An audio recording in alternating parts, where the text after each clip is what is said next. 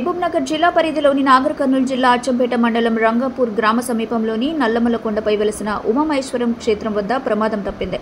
రాత్రి సమయంలో నాగుల దగ్గర కొండ చర్యలు విరిగిపడ్డాయని ఆలయ చైర్మన్ మాధవరెడ్డి, ఈవో శ్రీనివాసులు వెల్లడించారు. ఇటీవల 3 రోజులుగా ఎడతెరిపి లేకుండా కురుస్తున్న వర్షాల కారణంగా కొండ చర్యలు కూలుతున్నాయని అధికారులు ఆందోళన వ్యక్తం చేస్తున్నారు. భక్తుల భద్రత దృష్ట్యా పాపనాశనం సైడ్కు ఎవ్వరూ వెళ్లొద్దని హెచ్చరికలు జారీ చేశారు. ఉమామహేశ్వరం దర్శనం కోసం వచ్చే భక్తులు దర్శనం పూర్తి చేసుకున్న వెంటనే తిరిగి వెళ్లాలని అధికారులు సూచిస్తున్నారు.